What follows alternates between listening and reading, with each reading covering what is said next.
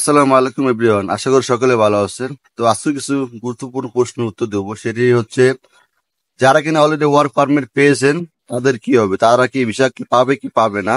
আর কথা বলবো, বর্তমানে কি বাংলাদেশের জন্য ব্লক লিস্ট কি দেওয়া হয়ে গেছে, ভিসা কি আর দিবে না। তো এই বিষয় নিয়ে কিছু কথা বলবো।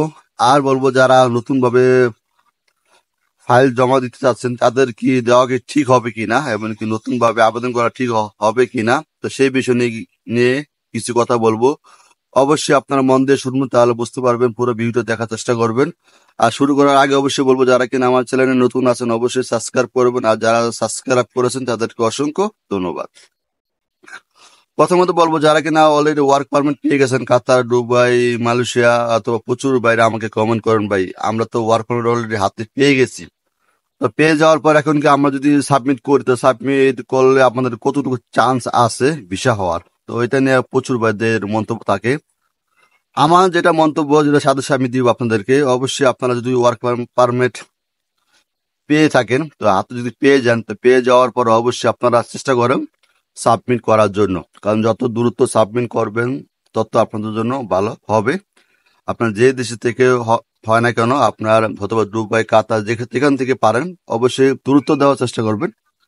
কারণ এটা দিলে অবশ্যই আপনার দেখবেন যে মেয়াদ কতদিন আছে, 2 মাসের উপর হয়ে গেছে কিনা। যদি 2 মাসের উপর হয়ে যায় তাহলে কিন্তু সমস্যা হয়ে যাবে। আর যদি 2 মাসের ভিতরে থাকে অবশ্যই আপনারা সাবমিট করতে পারবেন, কোনো সমস্যা হবে না। তো নির্দ্বিধায় সাবমিট করে ফেলবেন, এবং কি ভিসার চান্স আপনার 90% চান্স আছে, 90% উপর চান্স আছে। অবশ্যই এটা নিয়ে কোনো মন্তব্য নাই। কারণ প্রচুর বাইরা ব্লক করে তারা বলে যে ভিসা বন্ধ হয়ে গেছে, কোনো এটা নিয়ে কান দিয়ে লাভ নেই। আপনারা নির্দ্বিধায় জমা দিয়ে ফেলেন, ইনশাল্লাহ আপনার ভিসাগুলো হয়ে যাবে। এমন কোনো দুঃসম্বাদ এখনো দেয় নাই সরকারে, ঠিক আছে। তো আপনারা নির্দ্বিধায় দিতে পারেন। তো আর বলবো হচ্ছিল, যারা প্রচুর বাইরে বলতেছে ভাই ব্লক হয়ে গেছে, এখন কিন্তু ব্লক কি চলতেছে কিনা, ব্লক টোটালি কি বন্ধ হয়ে গেছে কিনা। দেখেন ভাই, বর্তমানে কিন্তু এমন কোনো ব্লক লিস্টে তারা ঘোষণা এখনো বলে নাই। তো যে পর্যন্ত না বলবে, যে পর্যন্ত না ঘোষণা দিবে, সে পর্যন্ত আপনারা নির্দ্বিধায় আপনাদের কাজ চালিয়ে যেতে পারবেন, কোনো সমস্যা হবে না। আর এখনো ওইটা ঘোষণা আসতে গেলে আপনার 1-2 মাস সময় লাগে। কারণ দেখা যায় এটা মালয়েশিয়া, দুবাই না, যে সৌদি আরব না, দেখা গেছে আপনার আজকে বলছে কালকে তারা এটা কার্যক্রম চালু করে দিয়েছে।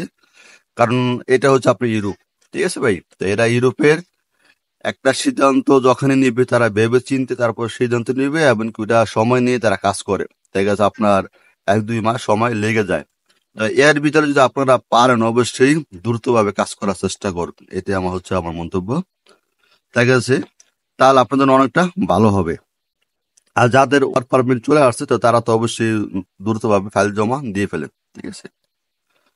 আর কথা বলবো, যারা কিনা নতুন ভাবে আপনারা ফাইল জমা দিতে যাচ্ছেন, তো তাদের কি হতে পারে। তো তাদের মন্তব্য হচ্ছে, বর্তমানে যদি আপনারা যদি নতুন ভাবে যদি ফাইল জমা না করেন তাহলে সেক্ষেত্রে অনেকটা ভালো হবে। কারণ তো বর্তমানে তো আপনারা দেখতেই পারছেন যে প্রচুর সমস্যা তৈরি হয়ে গেছে। আর নতুন ভাবে ফাইল জমা না করলে অনেকটা ভালো হবে। কারণ নতুন ভাবে যদি আপনার ফাইল জমা করে অনেকটা লেট হয়ে যাবে। কারণ লেট হয়ে গেলে হয়তো বা সেই ক্ষেত্রে যদিও আল্লাহ না করে যদি বন্ধ করে দেয়, তাহলে আর কিন্তু আপনারা ধরা খেয়ে যাবেন। আর যদি বন্ধ যদি না করে তাহলে তো আলহামদুলিল্লাহ সবার জন্য একটু ভালো হবে। তাই আমি চাচ্ছি না যে আপনার নতুন ভাবে ফাইল জমা করেন, তো পাসপোর্ট জমা করেন। তো আপনারা 1-1.5 মাস অপেক্ষা বা ফেব্রুয়ারি মাস পর্যন্ত অপেক্ষা করেন। দেখা গেছে আপনার নতুন কোন সিদ্ধান্ত যদি চলে আসে তাহলে অনেকটা ভালো হবে। আর সিদ্ধান্ত যখন চলে আসবে, চলে আসার পরে তারপর আপনারা এই নতুন ভাবে অ্যাপ্লাই করেন, তাহলে অনেকটা বেটার হবে, ঠিক আছে। তো এই হচ্ছে আমার পরামর্শ। আশা করি আপনারা বুঝতে পারছেন যে বর্তমানে কোন সিচুয়েশন চলতেছে পুলিশিয়াতে। তো আজকের জন্য এই পর্যন্ত। সবাই ভালো থাকবেন, খুদা হাফেজ। আবারও দেখা হবে অন্য কোনো ভিডিওতে। আসসালামু আলাইকুম।